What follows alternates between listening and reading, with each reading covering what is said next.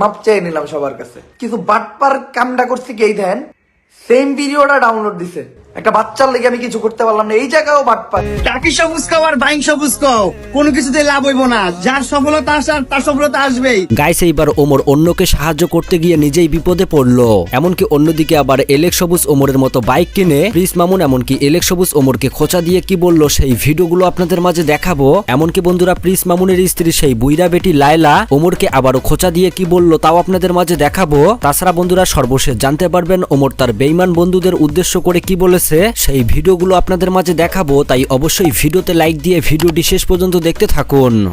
তো বন্ধুরা সর্বপ্রথমেই কথা বলা যাক ওমর অন্যকে সাহায্য করতে গিয়ে কিভাবে বিপদে পড়লো। ইতিমধ্যে আপনারা কম বেশি সবাই দেখেছিলেন যে ওমর সবার কাছে সাহায্য চেয়েছিল। মূলত সাহায্যটা চেয়েছিল এই ছোট্ট বাচ্চাটির কারণে। তো এই বাচ্চাটি অনেক বড় একটা রোগে আক্রান্ত হয়ে আছে, তার পরিবার খুবই দরিদ্র। তো এই বাচ্চাটি যদি ভালোভাবে ট্রিটমেন্ট না করতে পারে তাহলে হয়তো এই বাচ্চাটা আর পৃথিবীতে থাকবে না। পরে যখন ওমর এই বিষয়টা জানতে পারে তখন ওমরের অনেক খারাপ লাগে, যার ফলে ওমর তার পরিবার সহ সেই বাচ্চাটিকে নিয়ে লাইভে আসে, এমনকি সবার কাছে সাহায্য চায়, এমনকি একটা বিকাশ নাম্বার দেয়। তবে ইতিমধ্যে ওমরের সেই ভিডিও এমনকি সেই নাম্বার নিয়ে চলছে প্রতারিত। তো এই বিষয় নিয়ে ইতিমধ্যে ওমর লাইভে এসে কি বলেছে তো চলুন আগে আমরা সেই ভিডিওটি দেখে আসি। ভাই বাঙালি হিসেবে আমি লজ্জিত, আজকে আমি মাপ চেয়ে নিলাম সবার কাছে। জানেন যে আমি একটা বাচ্চা নিয়ে লাইভ করছিলাম, বাচ্চাটার দুইটা চোখে সমস্যা, চোখের ভিতরে একটা টিউমার ছিল, টিউমারটা ফাটার পর বাচ্চার একটা চোখ নষ্ট হয়ে যায়, নষ্ট হওয়ার পরে ওই ইনফেকশনটা আরেক চোখে যায়, ওই চোখটাও পুরোপুরি নষ্ট হয়ে যায়।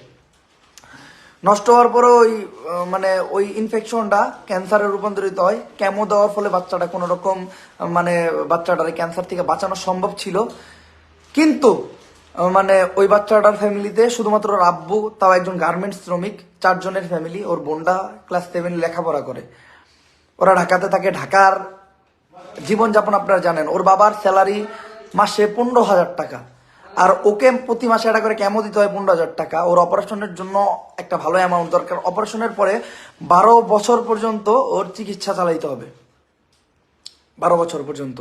প্রথমে একটা চোখে উঠে ফেলতে হবে, একটা চোখ উঠাতে যদি না হয় 2টা চোখই উঠে ফেলতে হবে।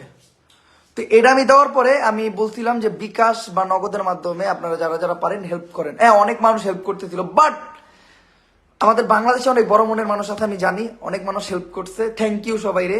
কিন্তু কিছু বাটপার কামটা করছে কি, এই দেন সেম ভিডিওটা ডাউনলোড দিছে,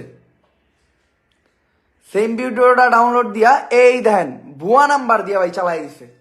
আমার সেম ভিডিওটা ডাউনলোড দিয়ে ওদের পেজে ছাড়ছে, পেজে চাইরা নাম্বার দিছে, নগদ নাম্বার দিছে ওর নিজের, এই যে মারুফ হোসেন ওমর নামের একটা পেজ। কত বড় বাটপার, কত বড় নির্লজ্জ হইলে এই ধরনের কাজ করতে পারে। ভিডিওটাতে ভিউ হয়েছে 2,11,000, ঠিক আছে, 31,000 রিয়েক্ট মিনিমাম। আমি আমার অডিয়েন্সের প্রতি আমার এইটুকু বিশ্বাস আছে, মিনিমাম এইটা দিয়া ও মিনিমাম নগদে 15 থেকে 20,000 টাকা কামাইছে। একটা বাচ্চার লেগে আমি কিছু করতে পারলাম না, এই জায়গায়ও বাটপারি।